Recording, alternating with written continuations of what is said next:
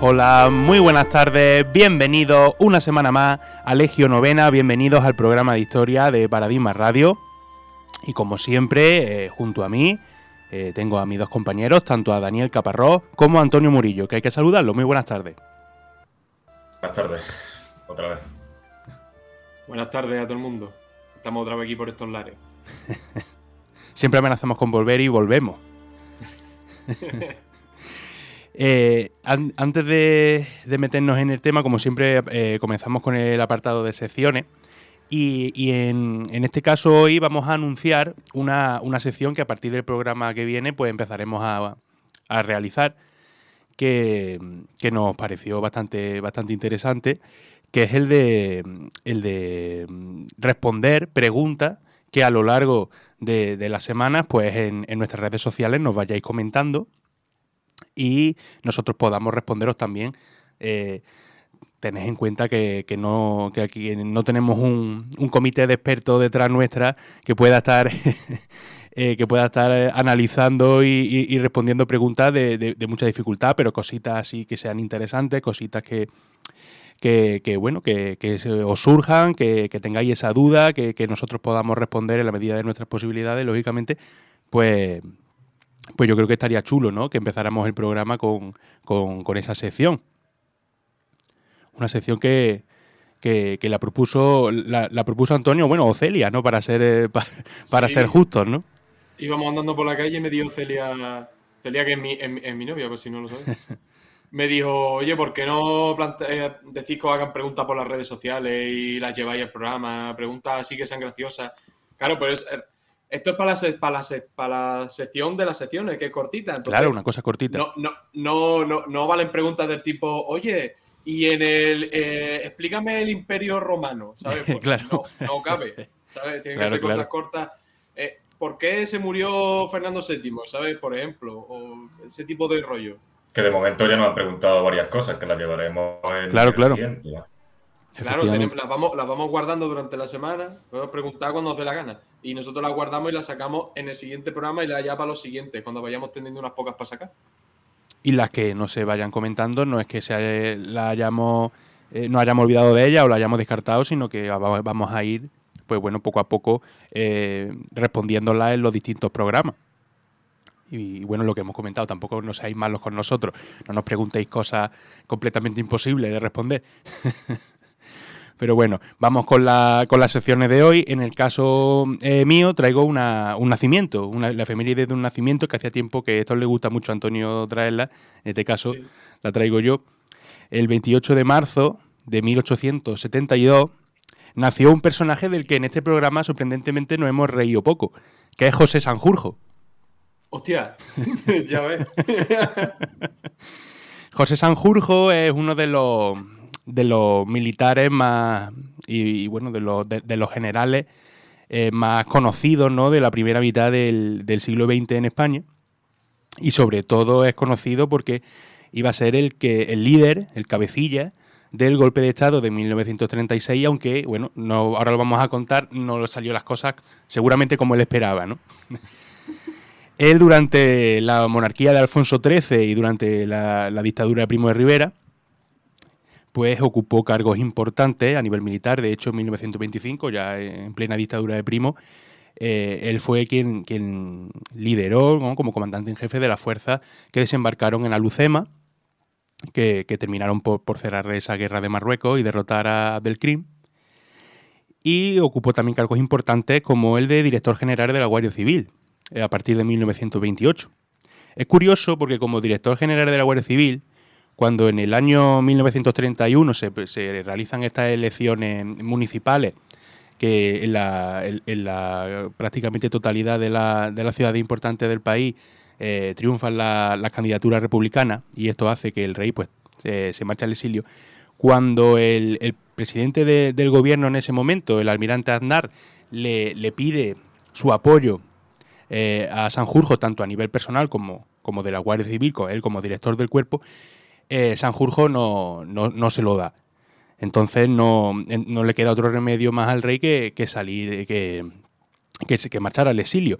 Y esto probablemente lo hiciera Sanjurjo porque tenía muchas rencillas con Alfonso XIII, sobre todo porque Sanjurjo tenía muy buena relación con Primo de Rivera, y ya sabemos que al final pues el rey había renegado completamente de Primo de Rivera, como, bueno, le borboneó, como se dice. Los borbones ya sabemos que utilizan los cromos y cuando ya ven que no son necesarios para ellos, pues los desechan de manera rápida. Y esto, pues, Sanjurjo tenía muchas rencillas con Alfonso XIII y puede ver ahí la razón por la que no quisiera apoyarlo en 1931 con la llegada de la Segunda República. Aunque, evidentemente, sobre todo con las reformas militares de Azaña, esta relación entre la Segunda República y Sanjurjo, pues desde muy pronto quedó muy distanciada, hasta el punto de que en agosto de 1932 Sanjurjo dio esa chapuza de golpe de Estado conocida como la Sanjurjada, él como cabecilla junto a otros oficiales del ejército, y evidentemente resultó fracaso. El gobierno pudo reprimirla fácilmente. Tuvo éxito inicial en Sevilla, pero en Madrid fue rápidamente desactivado este golpe de Estado. Y fue encarcelado, fue detenido, encarcelado y se le condenó a pena de muerte, aunque fue conmutada por pena de prisión.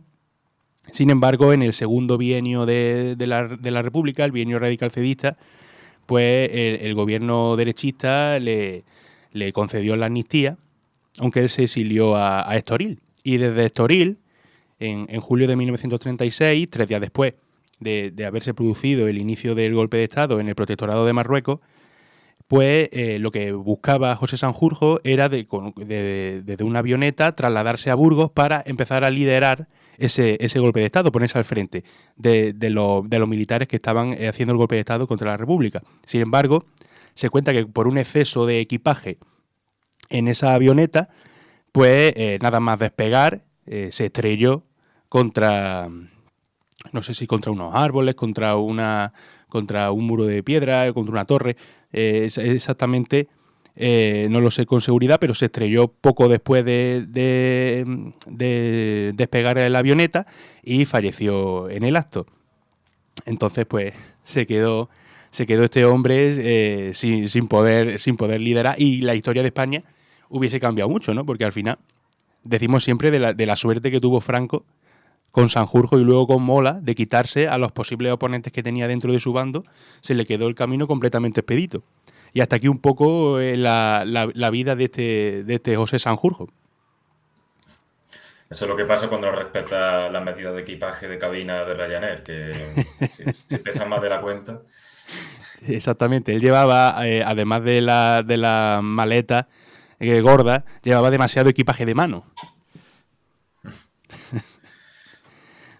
Pues yo la sección que traigo, fíjate, tú has empezado por los primeros momentos del golpe y la guerra, y lo que yo vengo a hablar un poco tiene más que ver incluso con el final del franquismo, así que viene desde ahí. Pero bueno, nos vamos a ir a 2022. Y nada, simplemente hablar sobre el tema de lo que ha ocurrido con Pedro Sánchez, Marruecos, Sáhara y tal. Nada, simplemente decir que es algo histórico, que ha sido un cambio en la política exterior en la cuestión de Sáhara histórica. Por si a alguien simplemente le ha llegado de oída y tal, porque se le debería dar mucho más bombo del que se le ha dado, porque es que ha sido, como digo, es historia viva lo que ha ocurrido. Y por supuesto, para mucha gente, y yo entre ellos, considero que es una traición a lo que había establecido en cuanto al papel que debía jugar España.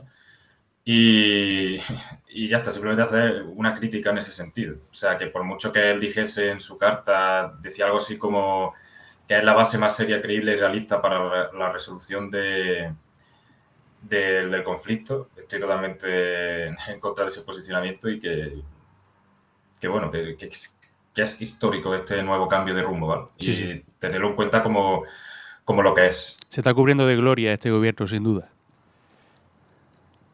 Así que, bueno, básicamente es dejar reconocer lo que pedía Marruecos hasta este momento en el territorio saharaui y Veremos a ver. Y bajarse los pantalones, o sea, básicamente ya. Y veremos a ver qué repercusiones tiene también a nivel del tema del gas con Argelia. Que esa Básicamente, otra, ¿no? esa, La Argelia la ha exacto. calificado de traición histórica, y de hecho piden que juzguen a Pedro Sánchez por crímenes, por complicidad con crímenes contra la humanidad, por el tema de Marruecos en el Sáhara. Básicamente, en mitad de un conflicto en Europa, como estamos viendo ahora, que hay problemas de abastecimiento de gas, justo hacer esto cuando nosotros no somos tan dependientes de Rusia, enfrentarnos a Argelia en ese sentido, pues tampoco es que sea una jugada maestra geopolítica. O sea, la verdad. No, es absurdo, la verdad. No sé por qué han hecho eso, pero las Bueno, yo cosas sí, de... yo sí sé por qué lo han hecho al Sí, final. bueno, sí, claro, porque la OTAN ha dicho tal y nosotros No, somos un perrito claro, fardero y Marruecos dentro de 10 años nos dirá, oye, Ceuta, ¿qué pasa? Ceuta es mía, exactamente. ¿no? Y así no te quito las Canarias y dentro de 20, oye, Melilla también, ¿no? Y luego nos quitarán Lanzarote y así y nosotros tragando. Bueno, nos quitarán, ¿sabes? Como si fuera... Pero, en fin, Se los quitarán a los ceutíes. exacto. Pues bueno, Que pasa Antonio. nada manos del rey Hassan. Bueno, en fin, mi sección... Rafa, que ha traído una que suelo traer yo voy a traer una que suele traer Rafa. Y es el origen de la expresión darla con queso. Se supone que tiene un origen medieval en la zona de la actual Castilla-La Mancha, que como sabemos, bueno, pues el queso manchego, todo el rollo, ¿no? Tiene que venir de algún sitio, ¿no? No nació ayer y la denominación de origen se la pusieron el año pasado. Por lo visto, los bodegueros de esta zona y demás, cuando tenían que sacar a la venta alguna partida de vino un poco picada o que estuviese un poco mala, pues a los compradores así un poquito más inexpertos, que vieran un poco más verdes, les daban primero queso para que con el sabor fuerte del queso luego cuando probasen el vino les supiera bien. Y así podéis colocarles el vino malo. Y eso es un poquito el origen de esta expresión, de darla con queso. Así que cuando quieran poner un vino, primero probarlo y no os comáis la tapadita de queso porque seguramente os están colocando ahí el vino de euro y medio del Mercadona, que eso deja, vamos, eso deja rastro, ¿eh? Claro, siempre se dice que el queso como tapa complementa muy bien el vino, pero claro, te pueden poner un vino peleón y no te das cuenta. Claro, si está mejor, si está bueno el vino, mejor, ¿sabes? Pero si no, no te enteras. En verdad está bien. Si quieres beber vino, no tienes ganas de gastarte 10 euros o 20, ¿sabes? Está bien. Es una buena solución, sí, sí. Es malo y bueno, ¿sabes? Depende de cómo lo quieras usar. Como la Está vida bien. misma, como la vida misma. Claro. Bueno, pues ya hemos terminado el apartado de secciones de hoy. Una cosilla. Sí, dime, Dani. Lo digo porque en verdad hemos hablado del tema de Sahara, no hemos dicho, o sea, por si alguien no lo sabe, que lo que ha pasado es que se reconoce la autonomía del Sahara dentro de Marruecos, que lo hemos hablado como que lo damos por hecho, pero que para que quede claro el hecho del que hemos estado hablando Sí, sí. también. Bueno, Simplemente. y también decimos que cuando hablamos de que España tiene un papel importante que cumplir en este conflicto es porque el Sahara fue colonia española Claro, porque hasta la era década como de los 70. exacto, la nación que debería tutorizar es porque claro, al ser colonia tenemos como la responsabilidad como país de llevar a cabo esa transición del Sahara A un Estado independiente. a un Estado independiente y soberano. Pero Claro. bueno, ya otro día Claro, sí tal. no cederlo ahí a la tiranía de Marruecos, ¿sabes? Pero bueno, Exactamente. Ya era simplemente aclararlo para que se supiese ya está. Ya otro día sí eso hablamos. Hoy creo que nos vamos a ir bastantes milenios atrás. bastante. Sí, la verdad que el programa de hoy va a tener poco que ver en el tiempo con las efemérides que hemos traído, con las secciones que hemos traído hoy. ¿De qué se trata exactamente, Antonio? Vamos a ver, hoy traemos el inicio de lo que puede ser, bueno, no, y va a ser, porque nos da la gana, una serie, ¿vale? Que, bueno, si vemos que nos gusta y eso, pues la quitamos, ¿sabes? No vamos a estar haciendo el Claro, tonto. el Pero público es soberano. vosotros mandáis, ¿sabes? Pero una serie sobre principalmente iberos y celtíberos y célticos en vamos, por los pobladores de la protohistoria. Ahora explicaremos qué es la protohistoria de la península ibérica. Dale, la península ibérica antes de Roma. ¿Qué había aquí? Pues de eso vamos a hablar. Y hoy, porque es el primer capítulo, pues vamos a hablar de muchas cosas para introducir y llegar rápidamente a ese punto en el que queremos comentar, pues Los iberos, tanto su organización económica, organización política, organización social, distribución, arte, religión, todos los aspectos que más o menos se conocen de la vida de los iberos, los celtíberos y demás pueblos de la península ibérica de la antigüedad, comentarlos en esta serie a lo largo de una serie de capítulos que, bueno, ya veremos cuántos son, lo que nos ocupe, ¿sabes? Tampoco... Y nada, pues y el primero, que es introductorio, vamos a hablar un poquito pues de qué había aquí cuando no había nada, ¿vale? Cuando todo esto era campo. Cuando todo esto era campo y además de verdad. ¿Quién Vamos a vivía hablar un aquí? ¿Quién vivía aquí cuando todo esto era campo? poquito. Pues estaba Sanjurjo esperando su momento. Nos reímos poco de Sanjurjo, en verdad, es que era muy tonto. La verdad que... Entonces, vamos a hablar desde el principio, ¿no? O sea, Claro, vamos desde a hablar Pangea, Sí, qué sí. situación geográfica de la península ibérica dentro de Pangea, cómo se va... de los antepasados más antiguos, más ancestrales de Sanjurjo. En la época terciaria, en la orogenia caledoniana, se forma... No, vamos a dejarnos de... Aquí... las personas llegan, vamos a hablar rápido y por encima, ¿vale? Porque si no nos quedamos aquí y estamos media hora hablando de lo mismo. Y lo voy a ir diciendo luego, pero si queréis, por ejemplo, un programa concreto de bronce final en la península ibérica, que está muy guapo, lo recomiendo que lo pidáis en los comentarios y esas cosas. Prehistoria en plan paleolítico en la península ibérica, pues lo pedís, ¿sabes? Pero aquí no vamos a hablar de eso, vamos a hacer un recorrido. Vale. Lo importante de toda esta época es la escasez de fuentes que hay, que son muy importantes porque lo poco que hay es las fuentes clásicas que empiezan, bueno, pues a partir de lo que vamos a hablar luego ya más en la serie, y la arqueología. En el Paleolítico inferior, ¿qué tenemos? Bueno, 800.000 a 250.000 años antes de nuestra era. Pues tenemos aquí la cultura de los guijarros, que se documenta, por ejemplo, en el yacimiento de la Culadero, en el puerto de Santa María, y la cultura achelense, el tecnocomplejo achelense, en los yacimientos de en el yacimiento de Torralba y Ambrona, que está en Soria, por ejemplo. En el Paleolítico medio, de 250.000 a 35.000 años, más o menos, ¿no, Dani? No me estoy yendo muy lejos, ¿no? Sí, o sea, las cronologías. También Sí. tenemos que tener en cuenta que en prehistoria cambia, en el antes de Cristo se cambia por el before present, que digamos que es una forma de más universal, que eso también, un día podemos entrar en eso, pasa que la cronología es una cosa muy aburrida, pero bueno. Para que hagan una idea, los años estos que estoy diciendo es como desde ahora, hace 250.000 años hasta hace 35.000. Eso es el Paleolítico medio. ¿Quiénes vivían ahí? Pues los neandertales, que desarrollan su cultura, que es la musteriense, que bueno, esto tiene una serie de tipologías y de instrumentos y demás, que bueno, si queréis, ya lo he dicho, si queréis más específico, lo pedís. Y por ejemplo, esto se documenta muy bien en Atapuerca, la cima de los huesos, donde han aparecido un montón de individuos de Neandertal, que de hecho se ha interpretado como práctica funeraria y se sabe que los neandertales ya enterraban a la gente, ya tenían un sistema de creencia, o eso se supone. El Paleolítico superior, del 35.000 más o menos hasta el 10.000. Aquí ¿quién tenemos? Pues el Sapiens, el Homo sapiens.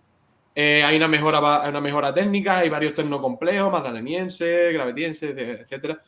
Y lo importante es que empiezan a desarrollar arte parietal, que es el de las pinturas rupestres, por ejemplo, las cuevas de Altamira, Tito Bustilo y demás, y el arte mobiliario, es decir, objetos que puedes coger y llevártelos. Que por ejemplo ahí destaca pues los bastones de mando, las Venus estatopígicas, que son como por ejemplo la Venus de Willendorf, que todo el mundo la tiene que tener en la imagen, ahora mismo en su cabeza. Y bueno, pues llegamos a otra época de la historia que se conoce como Mesolítico, que para que lo entendamos rápido es como el previo, el intermedio que hay entre el Paleolítico y el Neolítico, de la piedra antigua, la piedra tallada o en la piedra pulida, que es el Neolítico. En el Mesolítico, más o menos en el 7000 a.C., cosas así, hay un descenso de la caza y los grandes mamíferos se van a extinguir. Y por eso los instrumentos líticos tienden a la microlitización, es decir, ahora cazan, en vez de mamut, cazan liebre. Entonces no les hace falta una pedazo de flecha así, le hacen falta flechitas, le hacen falta cosas pequeñas, por eso microlitización. Y hay varias culturas, por ejemplo, en el Levante tenemos la microlaminar y la geométrica. En el norte tenemos la cultura asturiense, también la aciliense. Y aquí se empieza a dar cierto sedentarismo, vamos entrando en cambios que producen la sedentarización completa de los grupos humanos porque vamos acercándonos a la época ya del Neolítico, ¿no? Vamos acercándonos a la producción. Hay sedentarismo en zonas donde hay suficientes recursos, como por ejemplo el yacimiento de los Concheros del Muge, en la desembocadura del Tajo, en Portugal. Y eso, estamos a medio camino entre predación y producción. El Neolítico tiene un origen en el Próximo Oriente, que bueno, aquí no nos vamos a meter, porque esto ya sería hacer 77 programas. Aquí en la península ibérica, digamos que tiene varias fases. Empieza a lo mejor por el quinto milenio antes de Cristo, cosas así. Cuando en la zona de Levante y la costa atlántica empiezan a encontrarse el patrón que determina la entrada del Neolítico en la península ibérica, o que se ha considerado así como el fósil guía, o por decirlo de alguna manera, que es la cerámica impresa cardial, que es una cerámica que tiene, bueno, ahora pondremos una imagen de la cerámica cardial, pero tiene incisiones, para lo que nos está escuchando en Ivo, incisiones del cardes, creo que se llamaba, ¿no? Que es un molusco, con el que unas conchitas con el que le hacían incisiones a la cerámica antes de cocerla, evidentemente, para adornarla. Cuando no estaba dura, cuando no estaba dura. Exacto, claro. Antes de cuando está blandito, porque si no la concha, pues... Complicado. Aquí hay varios sitios importantes. Por ejemplo, tenemos la cueva de Lor en Alicante, que incluso se documenta ocupación en el siglo VI en el sexto milenio antes de Cristo, no el siglo VI, ¿no? Y se supone que aquí es donde viene un importante debate, y que lo voy a plantear, pero no lo vamos a hacer. O sea, si queréis neolítico, lo pedís.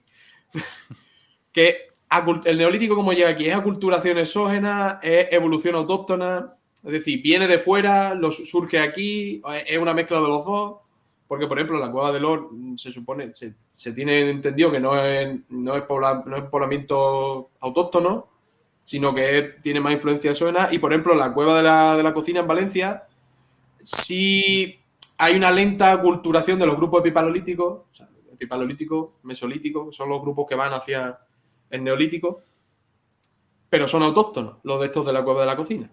Bueno, y una segunda fase del neolítico en el cuarto milenio antes de Cristo, donde tenemos por ejemplo, la cultura de los sepulcros en fosas de Cataluña, que se supone que son gentes que emigraron de Centro Europa por toda Europa, hasta llegar, por ejemplo, aquí, entre otros muchos lugares. Vale, vamos rápido. Llegamos a la época del megalitismo, el calcolítico, edad del cobre. ¿Vale? El cobre no es el bronce, el cobre no está mezclado con estaño, el cobre es blandito, no vale para mucho más que para hacer peinetas y algunas cucharas, cosas que se puedan doblar pero que no valgan para trabajar, porque si no, tú imagínate con un martillo de bronce pica la piedra, o sea, de cobre, va a regular.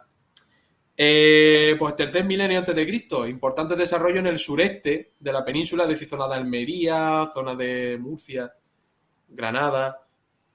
Y tenemos una cultura muy importante desarrollada entre el 2500 2300 a.C., que son los millares, con yacimientos importantes como el Cerro de los Gitanos o Marroquíes Bajos en Granada, el primero, y en Jaén, el segundo. Esto es importante porque ya tenemos la constancia de murallas, de casas circulares y de necrópolis megalíticas. Esto denota cierta organización social y una diferencia de riqueza, que esto todavía está en debate, y bueno, hay bastantes discusiones sobre la organización estatal y todo este rollo, aunque luego vendrá más posterior con el Argaz, que ahora lo vamos a ver, pero diferencias de riqueza por el tema del ajuar en las tumbas, ¿vale? También hay otros casos de megalitismo en la zona occidental de la península, como por ejemplo en Huelva, en Portugal, en Extremadura, destacando por ejemplo en Valencia de Alcántara o en Lácara, y los megalitos, los dólmenes de Antequera.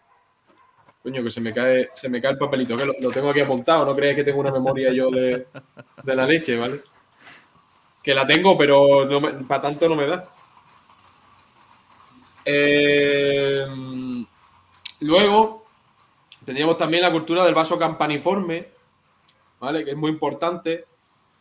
Que tendrán varios ejemplos, por ejemplo, de cerámica, que son como los fósiles guía, lo que nos muestran que esto pertenecía a la cultura del vaso campaniforme, que son el propio vaso campaniforme y la cerámica boquique, por ejemplo. Boquique, ¿vale? Por si lo queréis buscar. Hay bastante debate en cuanto al origen de esto, pero bueno. Y yacimientos importantes, pues por ejemplo también serían Cienpozuelos o Carmona. Ya entramos en la edad del bronce. El bronce, diferenciado con el cobre, es porque es un metal que es bastante más duro porque al cobre añaden en aleación arsénico o estaño, que lo convierte en un mineral, bueno, en un metal más duro y más útil para ciertas herramientas y demás. Te voy a bajarle un poco de volumen porque no veas no veas las motos. En esta edad del bronce tenemos cosas muy importantes, como por ejemplo el Argar, que se desarrolla en el mismo sureste donde se desarrollaron los millares, con poblados elevados, murallas, también un cierto grado importante de organización social, diferenciación en la riqueza también por el ajuar.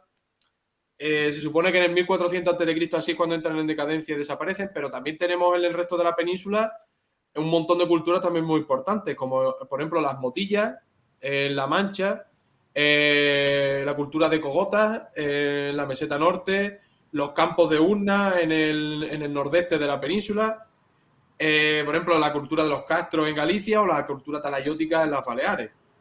Lo de los campos de urna es muy importante porque se supone que está en relación con la cultura de Hallstatt, que es una cultura de Centro Europa, que tiene que ver con los famosos indoeuropeos, que son los que penetran también en la península ibérica, son como el sustrato de los que serán las siguientes poblaciones del centro, oeste y norte peninsular, que no son iberas, que son celtíberas o célticas. Es como el sustrato de lo que será lo céltico en la historia, cuando ya entremos de lleno en la antigüedad. Y es muy importante las colonizaciones de esta gente, que también os digo que si también queréis que hablemos de indoeuropeos, hacemos un programa, pero dejadlo por ahí puesto. Hablad de indoeuropeos, desgraciados, que los indoeuropeos molan, esas cosas, ¿sabes? Y hablamos nosotros. Es el programa que espero desde hace 2 años cuando empezasteis. Sí, sobre todo tú, ¿no? Pues está guapo, hay muchísimas teorías de cómo entraron aquí los indoeuropeos. Y a mí este es un tema que me flipa, de verdad, lo de los indoeuropeos, porque es que la teoría típica, ¿no? De que vienen por los Pirineos, no sé qué, pero luego hay otra que es que vinieron en barco por el sur, o sea, paranoias que, no sé, bueno. Llegamos a la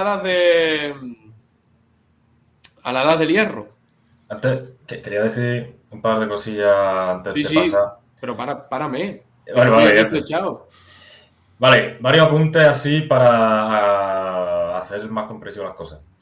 Cuando hablamos de en la prehistoria, en el paleolítico, cuando Antonio alguna vez ha hecho referencia a tecnocomplejos, cuando hablamos de tecnocomplejos, estamos hablando de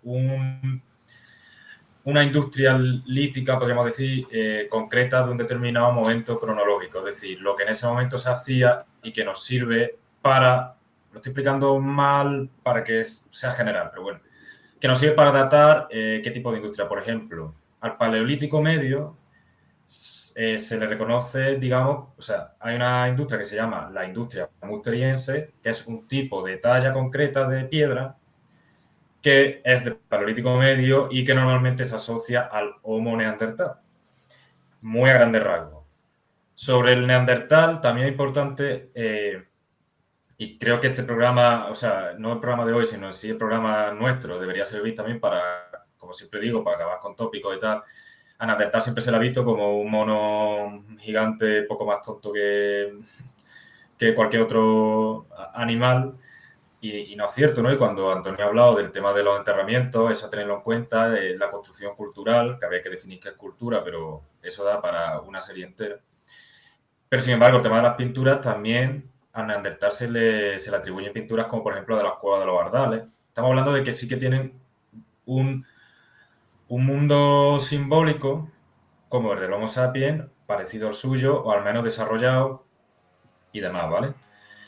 El tema de las cronologías, para que nos entendamos bien. Para la edad de los metales sí solemos usar el antes de Cristo, que es el que todos nos conocemos, pero para el paleolítico, como ocurre hace muchos, muchos años, si alguna vez veis un BP en vez de una C, significa before present o antes de nuestra era, y se usa así para que sea algo más, como son muchos años, para que sea uniforme en toda la investigación, si lo hace un francés o lo hace un alemán o un español. También para que sea más internacional, ¿no? Porque Exacto. no todo en el mundo se rigen por el calendario que tenemos nosotros. Exacto. Lo que hicieron en un momento fue decir, mira, pues a partir del año 1950 restamos años y eso es lo que es. Es decir, before present es, si es 15.000 before present es restarle a 1900, desde 1950 15.000 años antes. Y ahí tienes la fecha, ¿vale? Son dataciones de,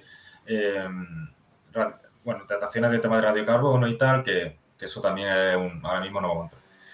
Cuando escuchéis la palabra calcolítico es sinónimo de edad del cobre, ¿vale? Pero normalmente se le llama así en términos más de prehistoria, ¿vale?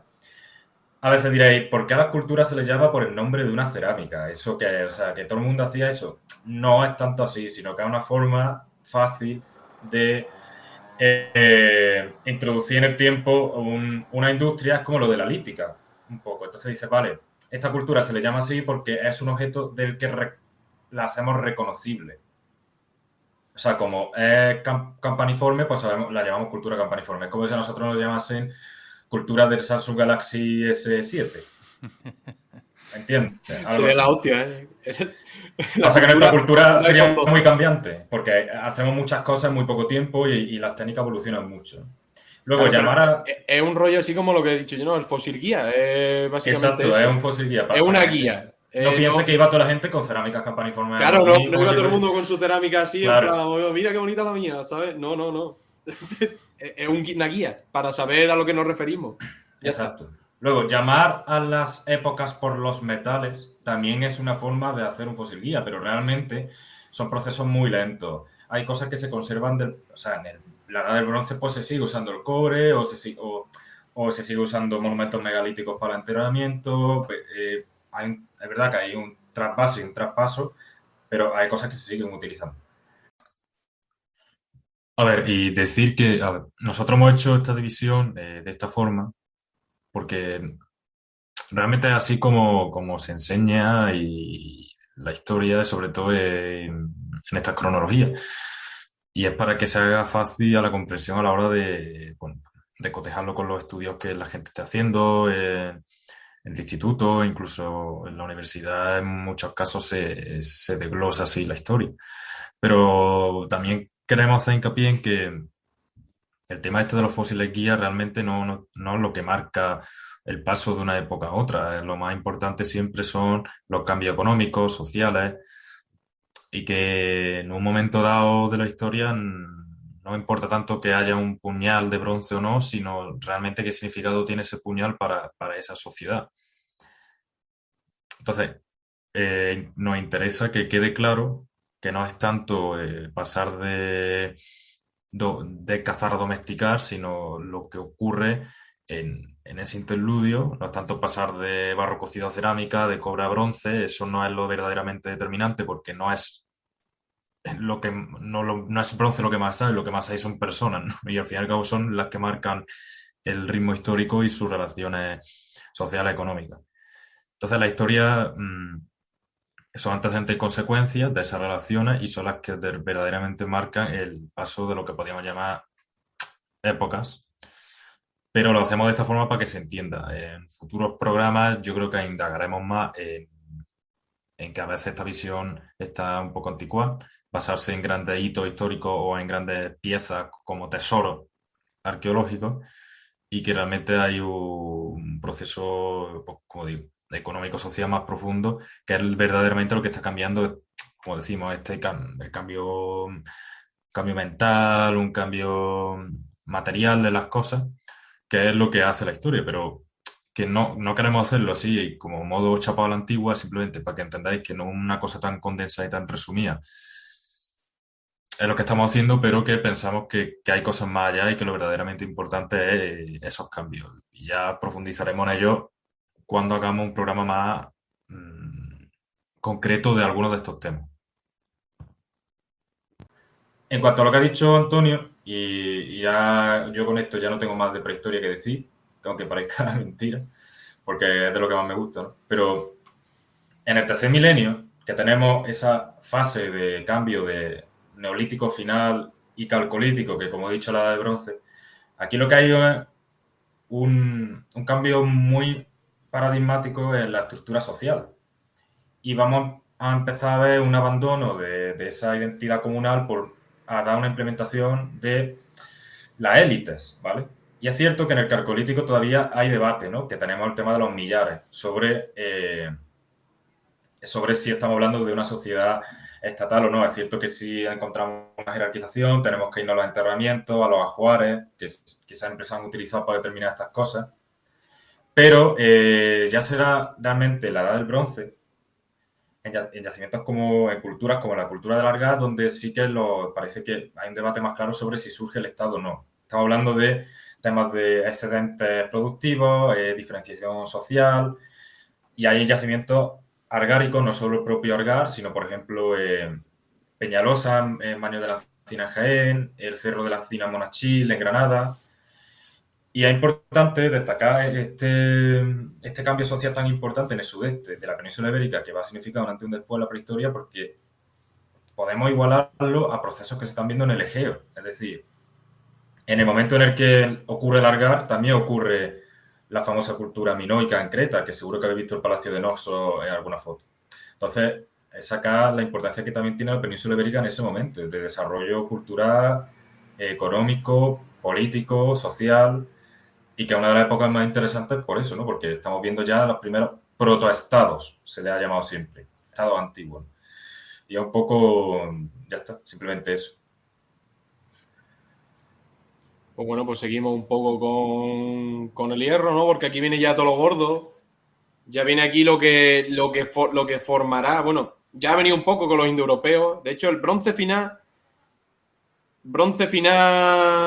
la época del hierro, bueno, cosas que se me han olvidado comentar, ¿verdad? El círculo atlántico. El círculo atlántico, el bronce atlántico, es una cultura que surge en el oeste de la península ibérica, la costa oeste de la península ibérica, a la vez que también se asemeja a toda la costa oeste de Europa y la costa de las Islas Británicas. Y diréis, ¿por qué? Por el comercio, en la época del bronce hemos dicho que es muy importante el cobre, claro, pero mezclado con el estaño. Pues es importante esto por el comercio del estaño en esta zona. De hecho, esta zona es muy rica en esta época, por eso mismo, por el gran comercio que hay. Y hay muchas teorías sobre cómo se comunicaban y el tipo de... Incluso que se creó una unidad cultural en toda esta región, que es bastante amplia. Y es importante por eso. De hecho, cuando ahora llegamos al hierro, esta zona entra en decadencia, porque el hierro va a sustituir en la gran mayoría de sus aplicaciones al bronce, porque el hierro, bueno, es más duradero, más resistente, más duro, más fuerte. Aunque el bronce, y como dice Dani, el bronce, el cobre, incluso la piedra, la piedra tallada y pulida sigue existiendo. O sea, no son cosas que se abandonen. Siempre, esto es como lo típico, no, pues yo no voy a usar ordenadores porque yo voy a escribir mis cartas a mano toda la vida. Pues en aquella época habría también gente que diría igual, ¿no? A mí la piedra pulida eso no me gusta. Eso para los niñatos de ahora. A mí dame 2 buenos cachos de sile que yo te hago un cuchillo bueno, ¿sabes?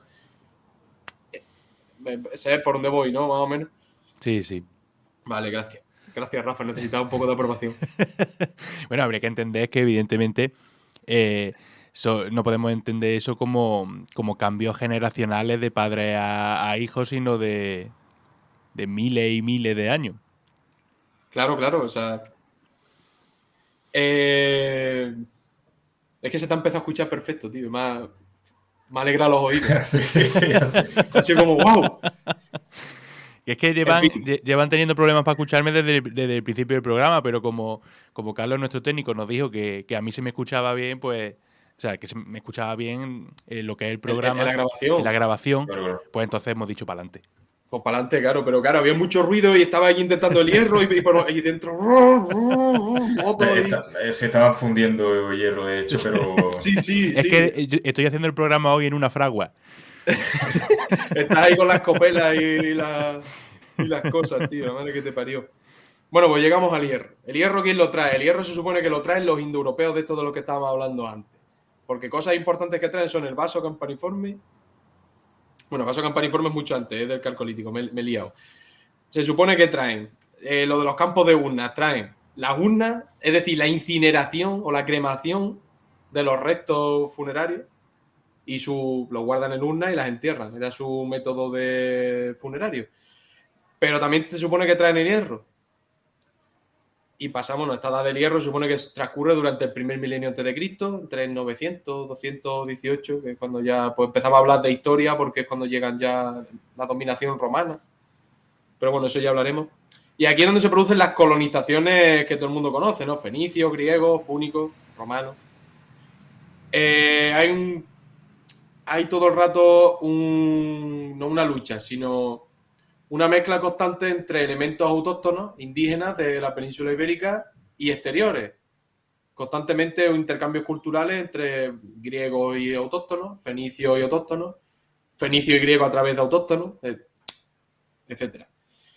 Y bueno, aquí tenemos una de las cosas más polémicas que si, bueno, queréis escuchar el gran debate que hicimos, escucharos el programa 14 de la primera temporada, que es el debate sobre Tarteso, que esta se supone que es la gran y grandiosa cultura que hubo aquí en el suroeste peninsular, la zona de Huelva, eso es la zona nuclear, aunque en verdad se supone que se extendió hasta Murcia y hasta Extremadura. Es nuestro particular dorado, ¿no? Sí, se supone que sí. Y de hecho, claro, el problema es que no se encuentra, pero porque hay muchísimos problemas de los que podremos hablar. Bueno, y de hecho hablamos en ese programa, pero si queréis otro, hablamos también más bueno, de... en ese programa llegamos a decir que geográficamente se había llegado a extender la frontera hasta la desembocadura del Tajo, ¿no? Claro, claro.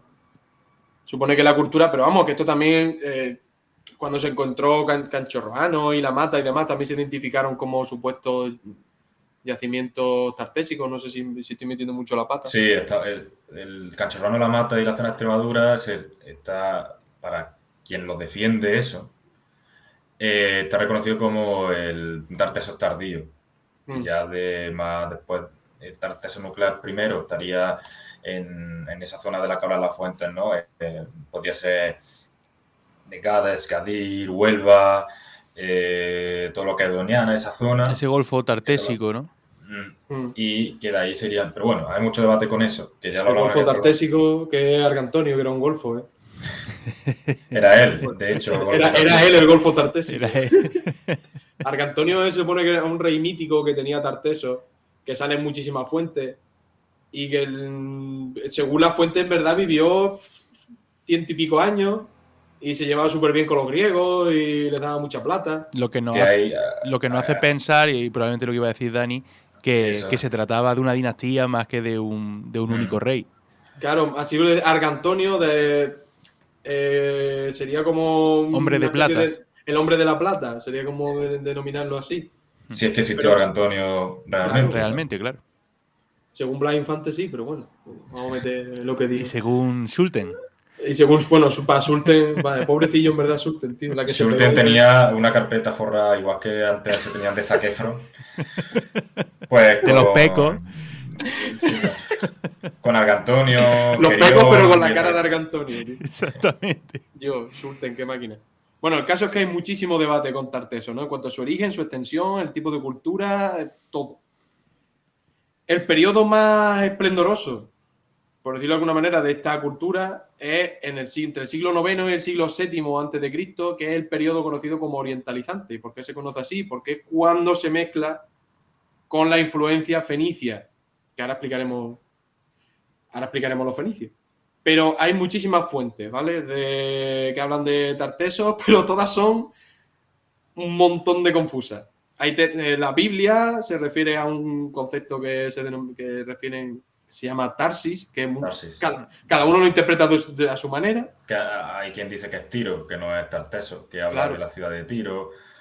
Ahora después, o si queréis leo, porque yo he traído básicamente para este programa recortes de fuentes clásicas que hablan sobre todos los pueblos que Antonio va a desarrollar. Como hablaba, sobre todo son grecolatinas. Pues yo hasta el momento, si no sé leer público, no sé leerlo porque no se puede, porque no sé leer, no lo hay. Pero ahora después eso, es curioso qué tratamiento da porque muchas fuentes son muy posteriores a lo que estamos hablando. Claro. Y bueno, que es curioso ver, y ahora leeré algunas para que veas también, porque los griegos y los romanos se flipaban mucho cuando escribían de otra gente. Si ahora creéis que la prensa rosa es mala, tenéis que encontraros con Estrabón un día de esto y preguntarle qué piensa de los íberos. De los íberos de algunos bien, pero de otros no veas. Según cómo le A ver, cayeran. claro, es que según cómo le cayera. Bueno, hay varios mitos, ¿no? El mito de Gerión, que también es otra cosa que algún día explicaremos. El tesoro del carambolo, que cuando se encontró, bueno, el tesoro de Tarteso está aquí y resulta que, bueno, tiene más influencia fenicia que la púrpura, ¿vale? Entonces, son cosas como, por ejemplo, en la ría de Huelva, no sé si fue en la ría o fue en Río en el Tinto Río 10, Sí, no me acuerdo. el depósito de la El ría de depósito de las piezas de bronce se encontró en época de Alfonso XIII. Y esto, bueno, cuando se encontró, la gente flipando, madre mía, qué gran nación, porque también hay que tener en cuenta que en aquella época se le dio mucha propaganda de nacionalismo español.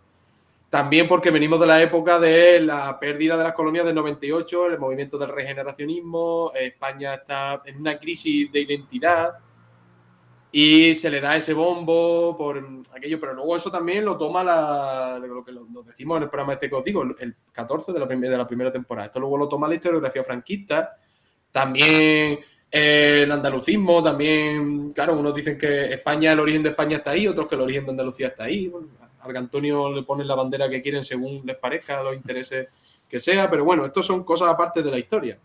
Algún día sabremos lo que pasó ahí de verdad y dónde está Tarteso.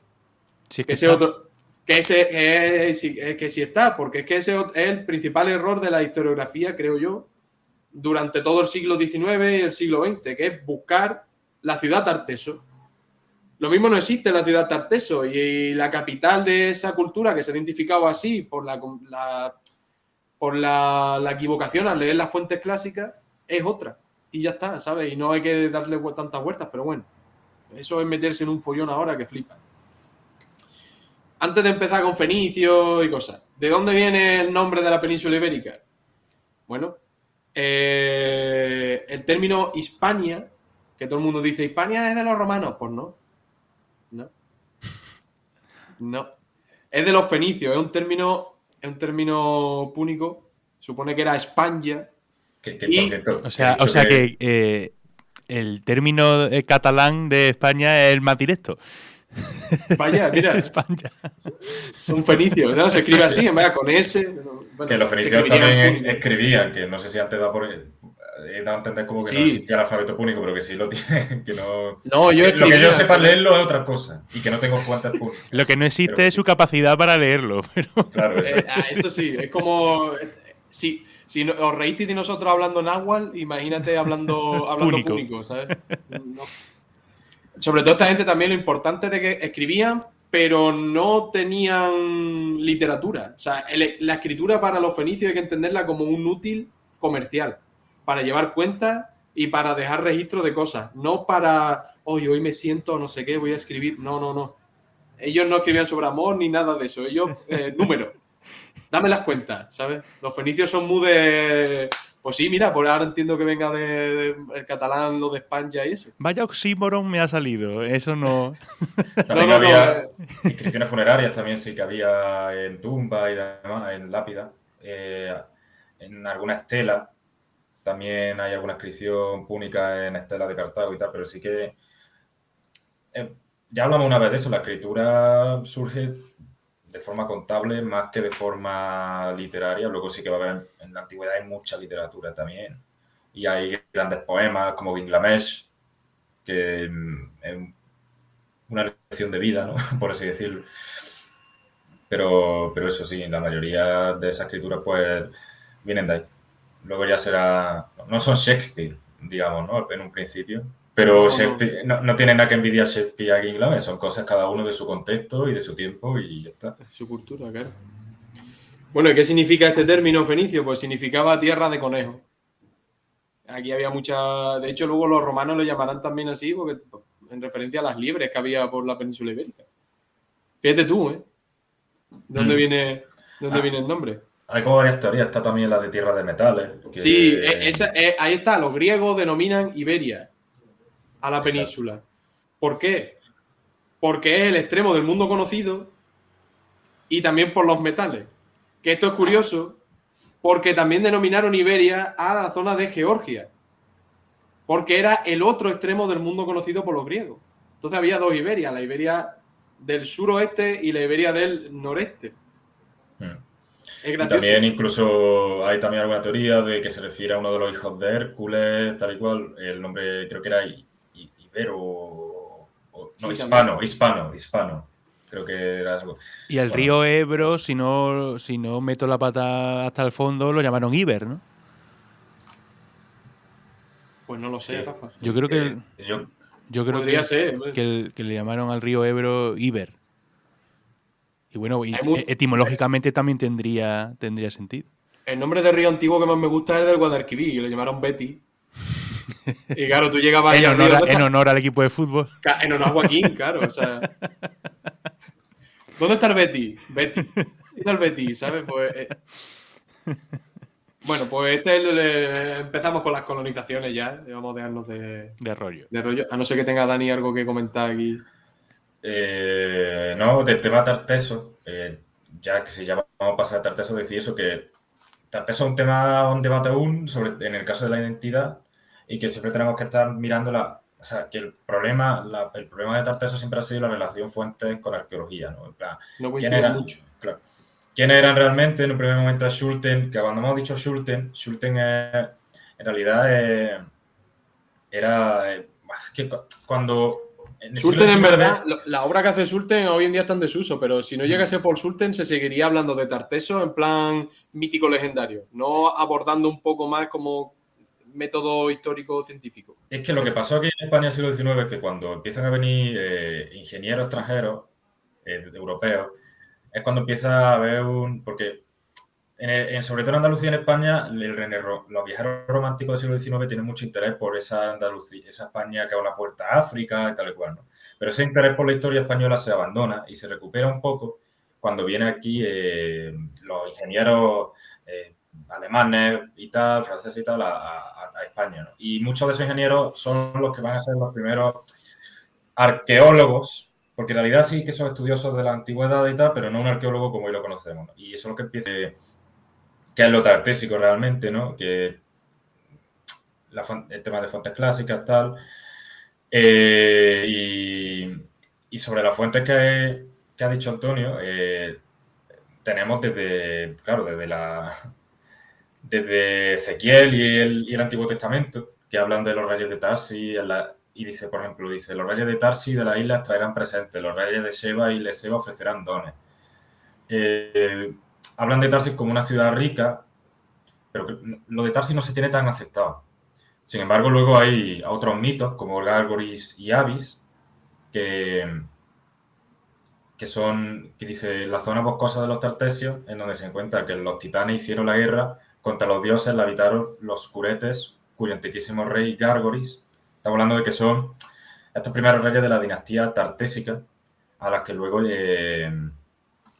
la que también pertenece Argantonio, ¿no? También tenemos otra historia griega que habla del viaje de un personaje que se llama Coleo, que es el de Samos, ¿no? Exacto, es de Samos y se ubicaría en este contexto de las colonizaciones. También aquí se habla de Tartesos, que todo esto lo estuvimos hablando en el programa de Tartesos, por eso no me voy a parar mucho. También se habla de Gerión. Pero también hay inscripciones de Sargón de acá y cosas así que se supone que hacen referencia al sureste de la península.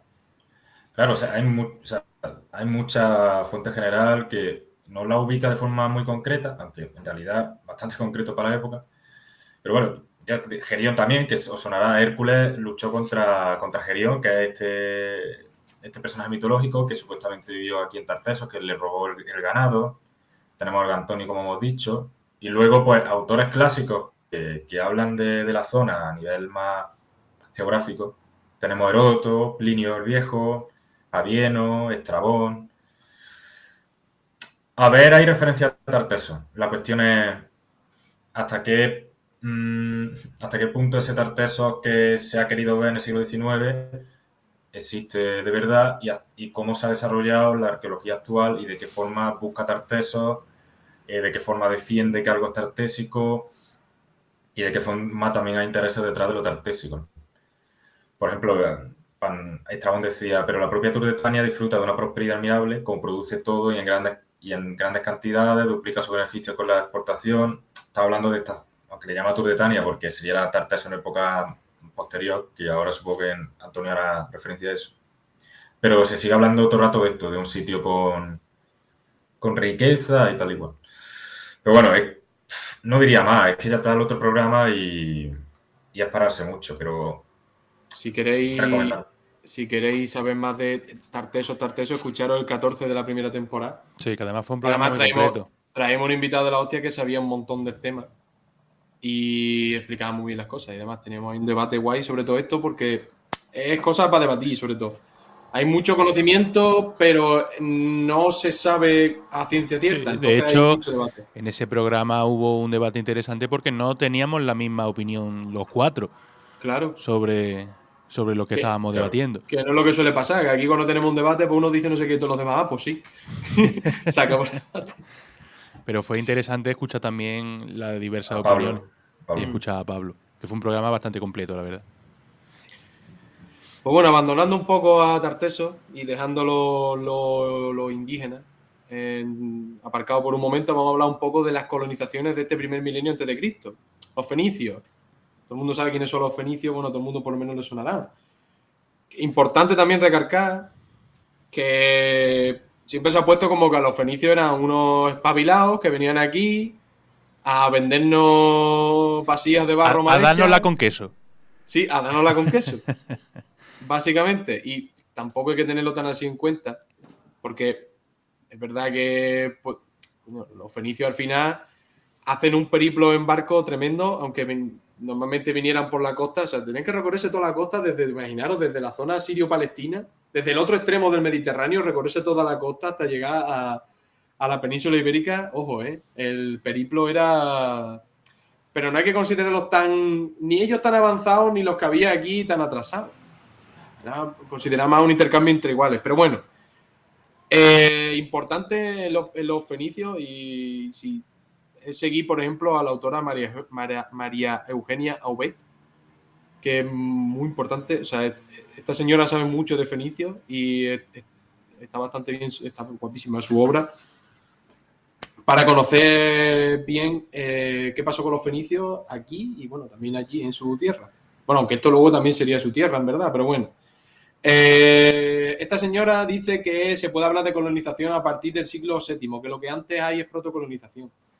Es decir, que aquí venían pequeños grupos para establecer pequeñas factorías comerciales, pero no había una colonización, por así decirlo, como gente que venía aquí, inmigrantes, fenicios, masivamente a establecerse en la península ibérica. ¿Qué es lo que pasará a partir del siglo VII cuando Tiro entra en decadencia por la presión demográfica, por la presión del imperio neoasirio?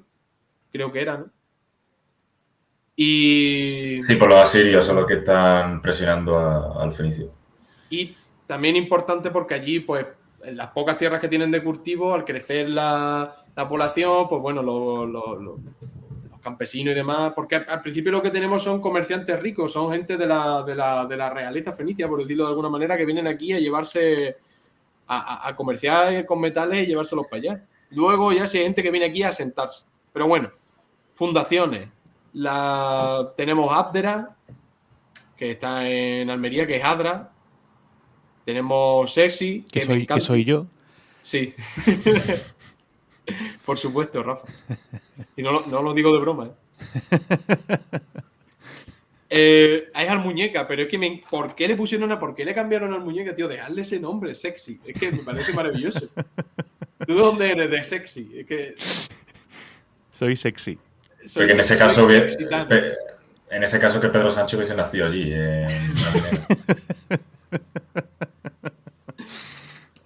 Otras fundaciones como por ejemplo Málaga, ¿no? Y la más importante y capital, que sería Gadir, que para lo que no lo sabéis, importante, que Cádiz en la antigüedad no era tierra, todo, eran 3 islas. Las islas de Eritrea, la isla de Cotinusa y otra pequeña más que había que no me acuerdo ahora del nombre. De las Tentaciones, creo. Sí, está allí. Era la tercera. Sí, Manuela Manita relajada, ¿no? El caso, para que entendáis que en verdad cambia la historia, pero es que cambia también la geografía. El Golfo Tartésico era un golfo que, bueno, ahora vamos a poner una imagen de esto y lo vais a entender mejor, pero bueno, Cádiz era entre islas y el Golfo Tartésico era la zona de Doñana. El mar se metía mucho más para dentro de lo que está hoy en día, Sí. ¿vale? Digamos que Sevilla tenía playa. el Guadalquivir no desembocaba en San Lucas como ahora, sino que lo hacía mucho antes. Claro. Bueno, ¿qué nos traen estos fenicios? Pues muchísimas cosas. Aparte del comercio de metales, que es lo que vienen aquí, pues traen el alfabeto, que de hecho se supone que el alfabeto tartésico es de influencia fenicia, el torno de alfarero, la gallina, importante. Aquí se conocía el aceite, pero el aceite que se hacía con el acebuche, con el fruto del acebuche. Y los fenicios no es que traigan el aceite, sino que traen el olivo domesticado, lo que conocemos hoy como olivo. ¿Vale? Y muy importante también la industria de la salina y el salazón. Y aparte de técnicas novedosas en orfebrería. Y como he dicho antes, bueno, aparte habría muchísimas cosas que comentar, de verdad. De Fenicio hay para hacer otra serie. Si queréis Fenicio, decid Fenicio. Haced serie de Fenicios, por favor. Queremos saber de los fenicios. Legio, queremos. Pues, y lo decís, nosotros lo hacemos. Lo necesitamos. Necesitamos, por favor.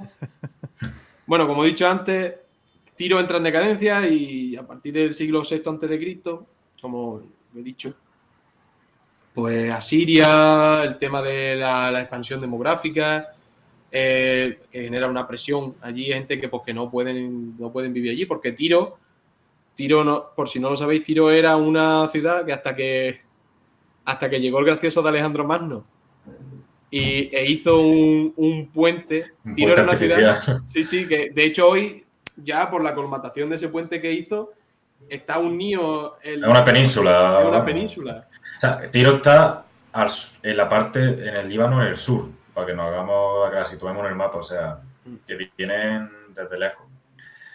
Y sí, Tiro era una isla y Alejandro Magno dijo, a mí el mar no me va a suponer un problema para conquistar los fenicios, así que ha construido un puente artificial. Construyó un puente artificial y llegó a la ciudad y se la cargó. Que otra de las grandes historias de Alejandro Magno fue lo del nudo gordiano también, que un día lo voy a traer como curiosidad. Que era un nudo supuestamente que quien lo cortase sería el rey de Oriente, no sé si era el rey de Oriente o algo así, y él dijo, vale, yo lo desato fácil, sacó la espada, lo cortó, y dijo, tanto monta, cortar como desatar, que es de hecho. Y eso es otra de las cosas, es una historia curiosa que un día desarrollaremos más, porque lo de tanto monta, monta tanto es el lema que usará luego, bueno, Fernando el Católico, los reyes católicos. Vamos, de hecho el yugo de la flecha viene del yugo del nudo gordiano. Anda, coño. Así que bueno. Pues, trátelo eso que está gracioso. Bueno, total, que los fenicios entran en declive y se van por ahí. También es importante hablar de las colonizaciones griegas, que bueno, se supone que fueron los griegos focenses, que fueron también los que fundaron Masalia, Marsella. Y llegan aquí en el siglo VIII, siglo VII a.C. y fundan dos ciudades, aparte de otras que están más como no se sabe seguro si fueron ellos, como Homeroscopeion y Acreleque. Sí, ni si fueron asentamientos o colonias comerciales, ¿no? Claro, factoría. Pero sí, las dos ciudades importantes que funda, que son Rode y Emporion, Ampuria, que se fundó en el 600 a.C. Y bueno, esto tiene una influencia determinante en la zona este de la península, culturalmente, pero en todos los aspectos. Tipos de cultivo, el desarrollo de la moneda, y etcétera. Y bueno, pues hasta aquí un poco, ¿no? No sé que tenga Dani algo más que comentar, porque de lo que hay en la península autóctona después de todo este rollo que hemos contado, es de lo que va a tratar la serie. Esto es un poco para que veáis todo lo que hay antes y a dónde vamos a llegar. Ahora vendrían ya a hablar de los iberos y de los célticos y celtíberos, pero eso ya será en siguientes programas de la serie, así que no te los pierdas. Claro, voy a hacer un repaso muy rápido, muy rápido, pero entender los hitos más importantes de la prehistoria de la península, el tema de las colonizaciones, es decir, fenicios, griegos, y luego el tema de Tartesos que también está por ahí, y ahora ya pues iríamos con lo que se supone que va a ir, pero claro, para que no pensemos que los íberos pues, aparecen ahí de pronto y que había antes, y pues dedicarle un poquillo a esto. Yo Claro. no sé, añadí en todo caso, pues, si queréis leer un par de fuentes clásicas de cómo se fundó Gadir, porque estas cosas me parecen muy, muy bonitas, muy poéticas, tío. Dice Velello Patérculo, en su historia romana, dice, entonces, unos 80 años después de la toma de Troya y 120 desde la apoteosis de Hércules, también en aquellos tiempos, la flota de Tiro, gran dominadora del mar, fundó ahogada en la parte más lejana de Hispania, el límite extremo de nuestro orbe. Siempre Hércules, el límite extremo del mundo, más allá de las columnas, son cosas que se van a ver todo el rato cuando se hace referencia a Hispania y a esta zona. También dice Estrabón, en geografía, dice, los que llegaron en la tercera expedición fundaron Gadira y levantaron el templo en la parte oriental de la isla y la ciudad en la parte occidental. Se refiere a uno de los templos que hubo, El de Melcar, ¿no? el templo Melcar, el Curen Melcar, que sería como una divinidad griego-púnica. De hecho, el Hércules griego está influenciado por el Melcar púnico, ¿no? Si es que todo el Mediterráneo estaba conectado, ¿verdad? Si no... Los sincretismos son muy importantes para la convivencia, para la coexistencia, más que convivencia, de distintos pueblos, porque un templo con una divinidad sincrética, el sincretismo es cuando hay mezcla de religión entre dos culturas, está defendiendo que las transacciones comerciales sean de alguna manera efectivas y respetables. Siempre pensamos, y esto ya es otro tema, pero siempre pensamos en la guerra y en el conflicto. A veces hay que pensar en la paz, pero la paz no es ausencia de conflicto. Y en un mismo conflicto puede haber acuerdos, pero como pasa, por ejemplo, en la Edad Media, el falso mito de las tres culturas, no es una convivencia así, es una coexistencia. Una coexistencia implica que hay varias culturas al mismo tiempo que tienen sus propios intereses, a veces se dará la mano y a veces no. Pero la península ibérica en estas cronologías es un ejemplo de eso también. De comercio, de sincretismo. Hay muchas divinidades que se van a mezclar y yo creo que es interesante y es bonito. Y en cuanto a los griegos, la verdad que no, la única referencia que traía era de Heródoto, que es el viaje de Coleo de los samios. Y nada, aquí habla también dice, por ejemplo, habla del viaje, ¿no? De los samios, dice, acto seguido los samios partieron de la isla y se hicieron al mar ansiosos por llegar a Egipto, pero se vieron desviados de su ruta por causa del viento de levante, y como el aire no amainó, atravesaron las columnas de Heracles y bajo el amparo divino llegaron a Tarteso. Esto es lo que les sucede a ellos cuando salen de la isla de Samos, ¿no? Que intenta llegar a Egipto, pero con el amparo divino y de nuevo la figura de Heracles siempre llegan a Tarteso. Así que si era amparo divino es que Tarteso merecía la pena llegar. Otra cosa es que sea lo que Sulten buscaba, ¿no? Que es lo que decíamos antes. Sí. Bueno, pues hasta aquí el tema de este programa de hoy, en el que, bueno, pues sin entrar de lleno en nada, en ningún apartado, pues bueno, hay que darle la enhorabuena a Antonio del trabajo, y a Dani, por supuesto, también, del trabajo que habéis marcado de relatar tanto en tan poco tiempo. Porque, somos buenos resumidores. Ha llevado Antonio un poco la voz cantante de la estructura, pero Dani ha ido aportando su sabiduría a lo largo de todo el programa. Y yo iba tranquilo porque sé que esta Dani iba a decirme, claro, no te cueles, que eso no es así, porque lo sabe y yo no, ¿sabes? Yo seguramente me haya colado en algo, te digo, que es muy difícil resumirlo. Yo no sé, espero que haya quedado claro, y si no ha quedado claro, pues ya se hace otro resumen. Y si hemos dicho alguna burrada o algo, no lo decís, ¿sabes? Que rectificad de sabio. Que aquí no tenemos la verdad, pero sí. Este programa, como dijo Antonio al principio, pues era un poco introductorio, y nos quedan, pues bueno, otros capítulos en los que hablaremos ya más detenidamente de los iberos, de celtíberos y también de esa colonización, esa conquista cartaginesa, y lo que significó a nivel del Mediterráneo, ¿no? Luego, con ese papel de la península ibérica en las guerras púnicas y en las disputas entre Roma y Cartago. Y yo que en este programa pues he podido intervenir poco porque, como ya sabéis los que nos conozcáis de historia antigua, pues bueno, conozco bastante menos que mis dos compañeros. He traído un juego. He traído el juego de que hacía tiempo que no lo traíamos, que era el del pasapalabra histórico. Vaya. Pasapalabra que, bueno, para que los que hayáis unido a nuestros capítulos en esta segunda temporada, pues no les voy a poner un rosco a cada uno porque no tenemos tiempo ni tampoco tengo tantas ideas en la cabeza. Vamos a compartir un rosco para los dos y en este caso nosotros, pues bueno, prescindimos de la ñ para que sean 26 letras y tengan las mismas oportunidades, 13 y 13. Empezamos con 2 turnos de 5 letras cada uno y luego la última, las que queden, pues una la hace uno, otra la hace el otro. En caso, en el turno de 5, ¿no? Igual que en el turno de 1, si el que tiene el turno falla, le pasa el rebote al otro. Así que nada, y luego al final pues simplemente contar los aciertos de cada uno y el que más tenga pues ha ganado. Así que, ¿quién quiere empezar? ¿Los vas a ir contando tú los aciertos y eso? Sí, lo voy yo apuntando. Lo voy apuntando. Vale. Perfecto, empieza tú mismo, Dani. Vea, vamos. Pues vamos con ello. Dani, con la A. Capital del Imperio Carolingio, donde se ubica la famosa Capilla Palatina de Carlomagno. Aquisgrán. Efectivamente. Que tenéis que escuchar el programa de Carlomagno. Que lo hicimos hace poco y gustó bastante.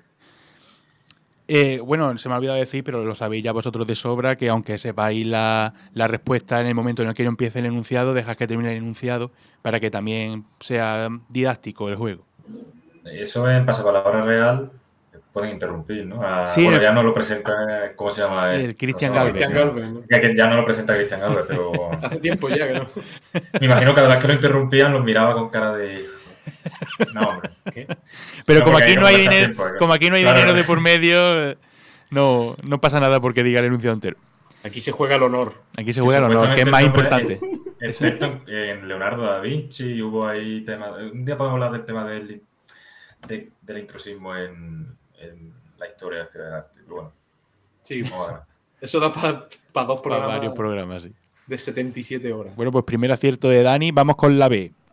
Ciudad en la que las tropas del coronel Juan Yagüe realizaron una brutal represión contra la población tras la toma de esta durante la Guerra Civil Española.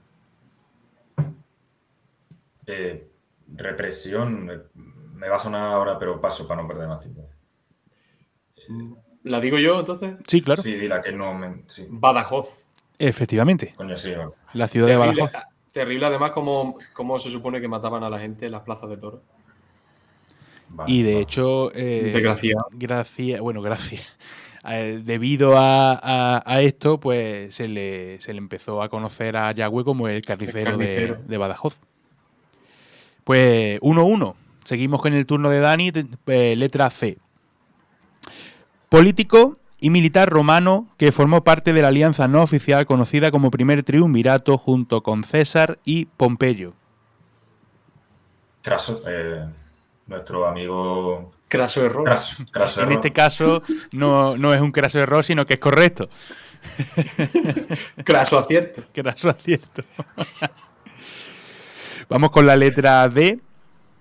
Nombre por el que se denomina el parlamento que el zar Nicolás II tuvo que instaurar en Rusia como medida para pacificar la revolución de 1905.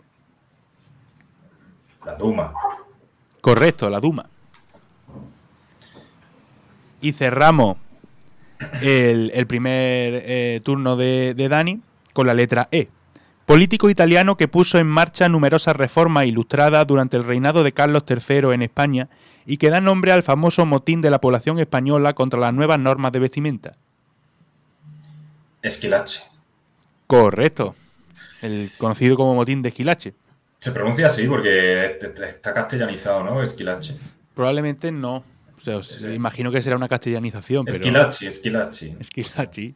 Había un central de Sevilla, ¿no? Que era Esquilache. Esquilachillo, Pero era francés, creo.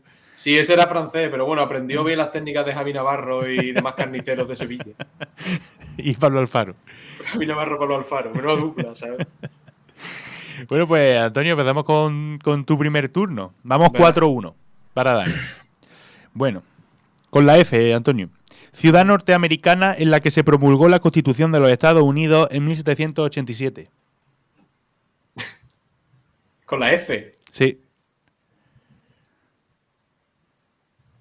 Florida. incorrecto. Es que no me acuerdo ahora. Florida, de hecho, es un estado. No hay una ciudad que se llama así.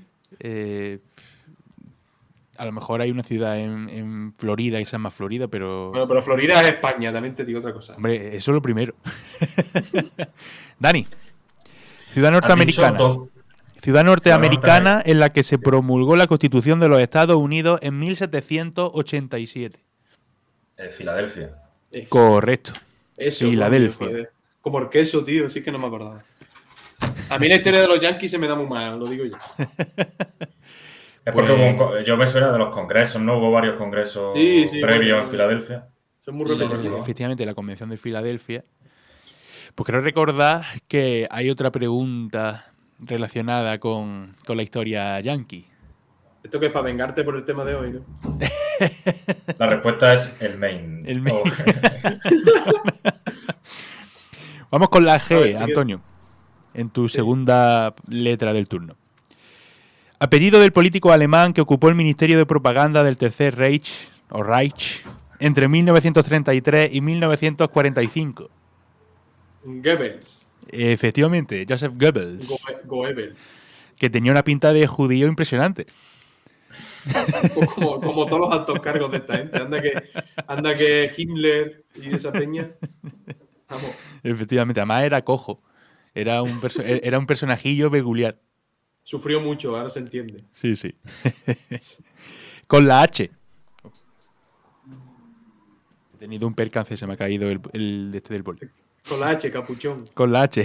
Historiador y geógrafo griego que es comúnmente considerado como el padre de la historia como disciplina. Heródoto. Correcto. Vamos bien, El vamos bien. papi. El papi. El papi. Papi Heródoto. Papi Heródoto.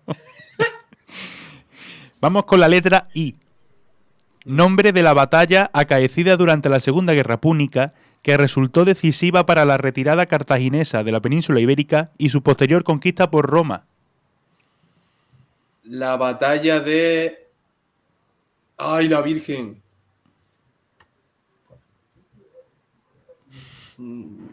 La Ahora tienes, caigo, pero no te tío. sale, ¿no? Sí, está ahí en un archivo, ¿sabes? Pero no lo encuentro, tío. Está en la papelera. La batalla de... Yo qué sé, de... Es que... Insipo o algo así, ¿eh? Es una cosa rara. No me acuerdo. No me No. acuerdo. Dani. No me acuerdo. ¿Has dicho? Repíteme otra vez. Sí. Nombre de la batalla acaecida durante la Segunda Guerra Púnica que resultó decisiva para la retirada cartaginesa de la península ibérica y su posterior conquista por Roma. Con la I. Y yo ahora no me acuerdo yo tampoco por la I. Por la I en la península ibérica. Tío, me cago en la puta. No me acuerdo, era Ilip. Y Ahora no me Lipa. acuerdo. Sí, Ilip. Y creo que no sé si era Ilipo, tío. No me acuerdo. ¿Qué decimos entonces? Va a decir Ilipo. Ilipo. No sé si era eso. Es la No, batalla no. de Ilipa. Lo he dicho, tío. Tío, ¿ves cómo lo sabía, joder? Ah, bueno. La batalla de Ilipa. Vaya tela. Que actualmente pues la suelen poner cerca de la actual Alcalá del Río, en la provincia de Sevilla. Vale, sí. No me acordaba de si era Ilipo o Ilipa, pero bueno. Pues aquí no hay acierto para ninguno de los dos. Y vamos con la J, que es la última letra del primer turno de Antonio. Con la J. Dinastía a la que pertenecieron emperadores romanos como Augusto, Tiberio o Nerón. Julio Claudia. Correcto. La dinastía Julio-Claudia. Vale. Pues, Emperadores como César, ¿no? es un error común. Eso no lo podrían preguntar a la nueva sección. ¿César fue emperador romano? No. Le responderíamos Diríamos, nosotros. Además, la respuesta sería no. Siguiente. No, y ya está, el siguiente. Bueno, Dani, vamos con tu segundo turno de cinco letras. Vamos, 5-4 para Dani. Con la K. Apellido de la abogada y política malagueña que ocupó el puesto de diputada en el Congreso durante la Segunda República Española. Coño, que fue... No.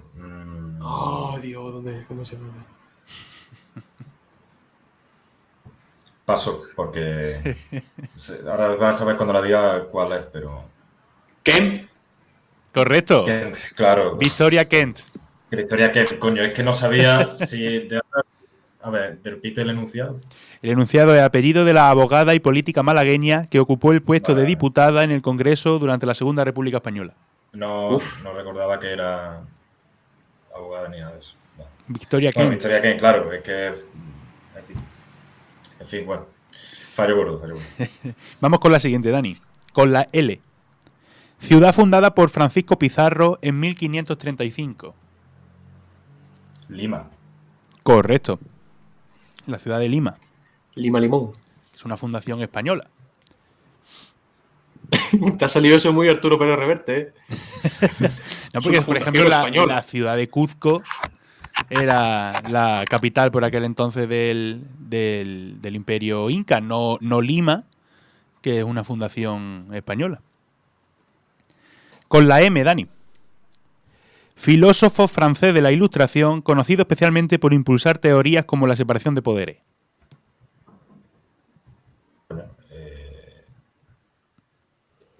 Montesquieu. Correcto. Te has dicho con la boca chica de francés, ¿eh? Montesquieu. Sí. Montesquieu. Pero lo ha dicho así porque hay que pronunciarlo así. Hombre, Claro. Vamos con la letra N, Dani. Ciudad china en la que las tropas del ejército imperial japonés perpetraron una terrible masacre contra combatientes desarmados y población civil a finales de 1937 y principios del 38.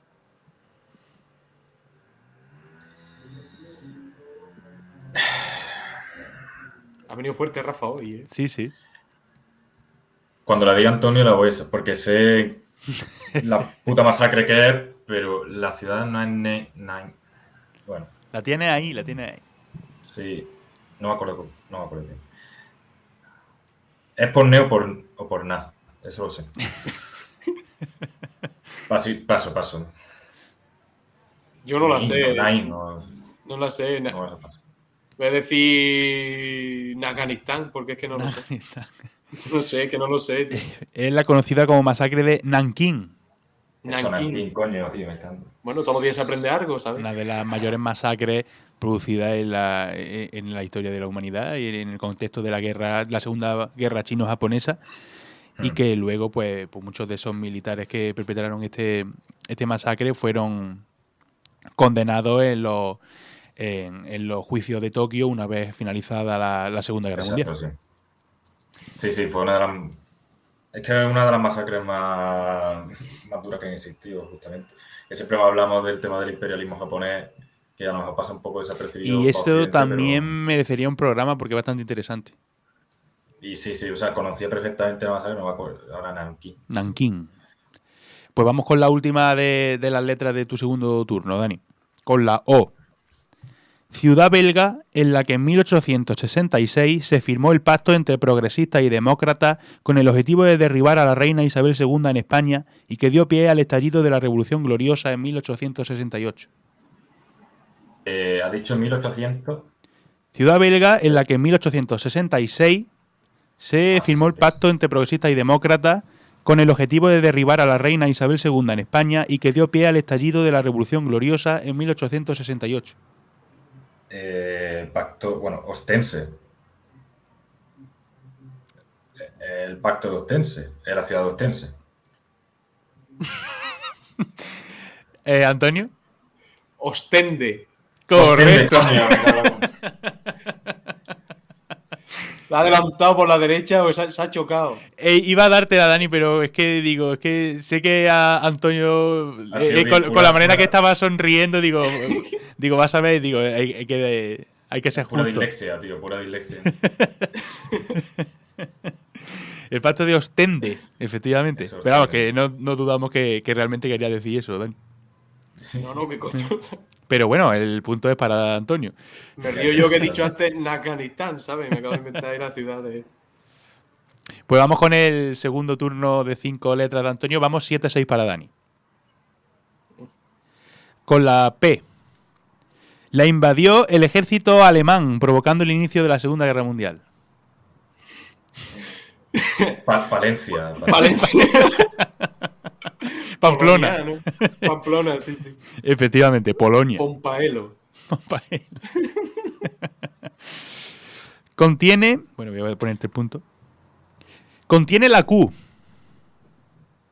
O sea, no que comience con la Q, sino que la contiene. Organización terrorista islamista a la que se atribuye el atentado de las Torres Gemelas. Uy, se me acabo de ir de la cabeza.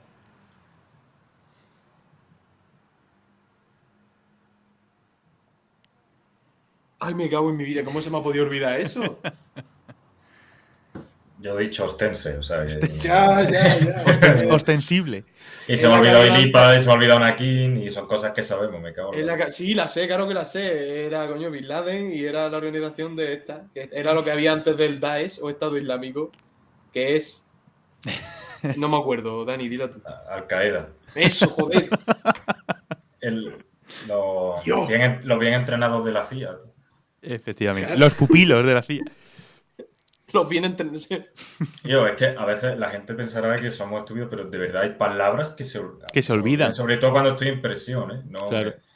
Que es que no es que o sea, no la sepas, es que en ese momento te has quedado en blanco, no te acuerdas. Es que eso es lo que me acaba de pasar. Con esta no creo que te quede en blanco. Con la R. Según la leyenda tradicional, es el fundador y primer rey de Roma. Cuidado. Pero claro, que los dos son con la R. Sí, Rómulo. Efectivamente. Rómulo el que mata a su hermano al final, ahí se lleva... Rómulo mata a Remo. Menudo trabalengua. Rómulo mata a Remo y funda Roma. Y el desenladrillador que lo desenladrille. Buen emperador será.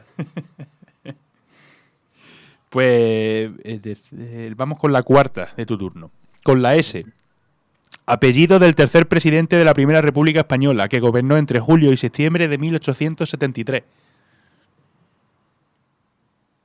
Salmerón. Correcto. No. Nicolás Salmerón. Estaba repasando estaba Figuera, Pi Margá. Salmerón. Y vamos con la letra T para cerrar tu segundo turno. Capital de la provincia romana de la Hispania Quiterior. ¿Tarraconense? No, Tarraco. No. Sí, bueno, te vamos a dar Tarraco. Porque te has arrepentido. Te has arrepentido en el último minuto, pero bueno, venga, Tarraco, efectivamente. La actual Tarragona. Dani diciendo, todo trampa. No, es que Tarraco. Pues entramos ya en la fase de una la dice uno, otra dice otro, estando empatados a 9. Ojo. Vale. Pues así que, Dani, comienzas con la letra U. Nombre del tratado que dio fin a la Guerra de Sucesión Española en 1713. El famoso tratado... A ver si lo digo bien. Es que... Utrecht... ¿Está bien pronunciado? El Tratado de Utrecht, efectivamente. Bueno, le he metido... Hombre, bien pronunciado probablemente ni por ti ni por mí, pero te lo voy a dar por válido. Se dirá Utrecht o algo así, se dirá. Sí, Utrecht. Reichstag. Antonio, con la V. Organización comunista liderada por Ho Chi Minh, que combatió a los estadounidenses y al gobierno de Vietnam del Sur durante la Guerra del Vietnam. ¿El Vietcong? Correcto. El Vietcong de Ho Chi Minh. Ho Chi Minh, ojo, Tío grande. Una china en el zapato de los yankees. Sí, esa guerra le salió rana. Cuando en Pokémon hablan los árboles, cuando en Vietnam hablan los árboles. El meme de lo increíble. Lo increíble. Dani, vamos con la W. Apellido del militar español que fue capitán general en Cuba entre 1896 y 1897, sustituyendo a Martínez Campos y que usó tácticas durísimas en la guerra contra los independentistas. ¿Qué año me has dicho? En 1896 y 1897. Estamos en plena guerra de Cuba. Sustituyó a Martínez Campos y usó tácticas durísimas, muy polémicas en la guerra contra los insurgentes cubanos. Este era está Valeriano, que tenía como un apellido alemán. Weiner o Weiler. Correcto, Valeriano Weiler. Bueno, eso. Bueno, es con L, ¿no? Weiler. Weiler. Sí, es como el Pokémon también. El Wailor, pues Weiler. Valeriano Weiler, que bueno, usó unas tácticas más duras que su predecesor, que Martínez Campos, que tampoco sirvieron para terminar. De hecho, sirvieron para darle excusa a Estados Unidos. A Estados Unidos, efectivamente. Pues, Antonio, vamos con la X. Dios. Político chino que ocupa el cargo de presidente de la República Popular de China desde el año 2013. Xi Jinping, ¿no? Efectivamente, Xi Jinping. No sé, ese sí que no sé cómo se pronuncia. No, ahí da igual. Xi Jinping, correcto. Y vamos empate a 11 y tenéis una para cada uno. O sea que esto puede quedar empate, o si falla alguno de los dos, pues venciendo el que acierte. Quedamos empate, te doy la mano. Dani. Y. Nombre de la batalla que se libró en 1781 en el contexto de la Guerra de Independencia estadounidense, en la que los norteamericanos y sus aliados franceses obtuvieron una victoria decisiva contra los británicos. ¿Yellowstone? No. Pues cuando era. Vale, Yorktown. Correcto. Ay, sí, coño, Yorktown, tío, sí. La batalla de Yorktown. Yellowstone es un parque natural. Exactamente. De verdad, Yorktown, tío. La batalla de Yorktown. Yo estaba entre Yorktown y Yorkshire. No sabía cuál era. Pues yo no sé por qué he confundido Yellowstone con Yorktown, tío. Pues vamos a la... Sabía que era esa, pero... Vamos a la Z. Y si Antonio acierta, pues gana Antonio. Y si falla y acierta Dani, pues terminamos en empate. Con la Z. Nombre de la paz alcanzada en 1878 entre los insurgentes cubanos y las tropas españolas al fin de la Guerra de los 10 años. ¿Estás estudiando el tema de la guerra de Cuba ahora, Vargo? No, ¿sabes qué es lo que pasa? Que este pasapalabra lo tenía hecho a mitad.